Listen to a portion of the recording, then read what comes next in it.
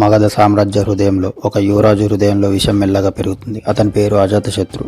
అతని తండ్రి మహానుభావుడు, దౌత్యశక్తితో మగధాన్ని మహాసామ్రాజ్యంగా మార్చిన రాజు బింబిసారుడు. కానీ ప్రతి బంగారు పుట్టుక వెనుక ఒక చీకటి ఉంటుంది. అజాతశత్రువు ఆ చీకటి. అతని తండ్రి సింహాసనం. 50 ఏళ్లుగా పైగా పాలించిన తండ్రి. ప్రతిరోజు ప్రతి సంవత్సరం అజాతశత్రువుకి అది ఒక గొలుసులాగా అనిపించింది.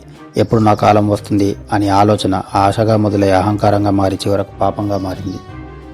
బౌద్ధ గ్రంథాలు చెప్తున్నాయి, దేవదత్తుడు అనే సంచారి భిక్షువు అజాతశత్రు మనసులో విషం నింపాడు అని. నీ తండ్రి ఇంకా సింహాసనం బదులు నువ్వే హక్కుదారు, అది సరిపోయింది. అజాతశత్రు తన తండ్రిని రాజగృహ కోటలోని చీకటి గదిలో బంధించాడు.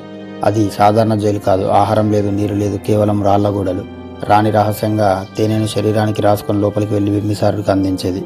అది తెలిసిన అజాతశత్రు మరింత క్రూరమైన ఆజ్ఞ ఇచ్చాడు. అతని పాదాల మడుమలు కోయండి, ఉప్పు రాసి నూనె రాసి అతన్ని నడవలేని విధంగా చేశారు.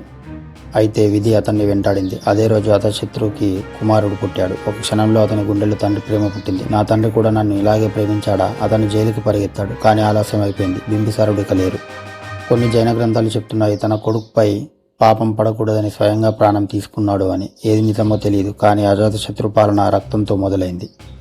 బింబిసారుడి మరణం వార్త కోసల రాజ్యంలో అగ్నిలా వ్యాపించింది. కోసలరాజు ప్రసేనజిత్తుడు బింబిసారుడి మిత్రుడు. అతని చెల్లెలు కోసలదేవి దుఃఖంతో మరణించింది. కోపంతో మండిపోయిన ప్రసేనజిత్తు ప్రకటించాడు, కాశీనగరం మేమిచ్చిన కట్నం, ఇప్పుడు అది మాకు ఇచ్చేయండి అని. ఇది కేవలం భూభాగం కోసం యుద్ధం కాదు, ఇది గౌరవం కోసం. గంగ తీరాల్లో ఏనుగులు ఢీకొన్నాయి, రథాలు గర్జించాయి, సైనికులు రక్తంతో తడిసి పోరాడారు. మొదటి యుద్ధంలో అజాతశత్రు ఓడిపోయాడు. రెండో యుద్ధంలో కూడా వెనక్కి తగ్గాల్సి వచ్చింది. కానీ అతను ఒక విషయం నేర్చుకున్నాడు, నేరుగా దాడి చేస్తే కోసలాన్ని జయించలేమని. అతను రాత్రి దాడులు ప్రారంభించాడు, సరఫరా మార్గాలను కట్ చేశాడు, సైన్యాన్ని విభజించి చుట్టుముట్టే వ్యూహం వాడాడు. చివరికి ఒక కీలక యుద్ధంలో ప్రసేనజిత్ చుట్టుముట్టుబడ్డాడు. అజాతశత్రు అతన్ని చంపలేదు. అతని రాజకీయంగా మరింత తెలివిగా ఆలోచించాడు. ప్రసేనజిత్ కుమార్తె వజీరాతో వివాహం చేసుకున్నాడు. కాశీ తిరిగి మగధంలోకి వచ్చింది. యుద్ధం ముగిసింది. కానీ అజాతశత్రు పేరు ఇప్పుడు భయంకరం. ఇప్పుడు అజాతశత్రు లక్ష్యం వజ్జి సమాఖ్య, లిచ్చావులు నాయకత్వం వహించిన గణతంత్ర రాజ్యం, వైశాలి సంపదతో నిండిన నగరం. కానీ వాళ్ళ బలం ఐక్యత. అజాతశత్రు అర్థం చేసుకున్నాడు, ఇది కత్తితో గెలవలేం, మనసులు పగలగొట్టాలి అని. అతని మంత్రి వత్సకారుడు వైశాలిలోకి వెళ్లి 3 ఏళ్లు అంతర్గత విభేదాలు రేపాడు. అతను నీపై కుట్ర చేస్తున్నాడు, వాళ్ళు నిన్ను మోసం చేస్తున్నారు, అంతా అనుమానం. అంతలో అజాతశత్రు యుద్ధతంత్రాలు తయారు చేశాడు. మహాశిలా కంటక, భారీ రాళ్లు వేసి విసిరే యంత్రం ఒకటి తయారు చేశాడు. రథముశల, గోపురాలను ఢీకొట్టే కవచ రథం. వైశాలి గోడలు ఒక్కొక్కటిగా కూలిపోయాయి. విభజిత వజ్జి సైన్యం చివరికి పడిపోయింది. మగధం ఇప్పుడు ఉత్తర భారతదేశంలో అగ్రశక్తిగా మారింది.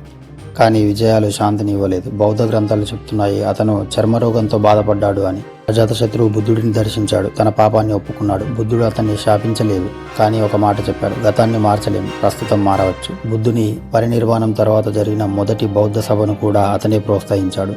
అతను జైన ధర్మాన్ని ఆదరించాడు. మహావీరుని ఉపదేశాలు కూడా అతని రాజ్యంలో వ్యాపించాయి. అజాతశత్రువు పశ్చాత్తాపంతో చేశాడా లేక అది రాజకీయ తెలివా అన్నది చరిత్ర సమాధానం చెప్పలేదు. ఇంకా అజాతశత్రు తండ్రిని చంపిన రాజు, కానీ సామ్రాజ్యాన్ని విస్తరించిన మహాయోధుడు. అతని చేతుల్లో మగధం ఒక అప్రతిహిత శక్తిగా మారింది. తర్వాతి నందులు, మౌర్యులు అందరూ అతని పునాది మీదే నిలబడ్డారు.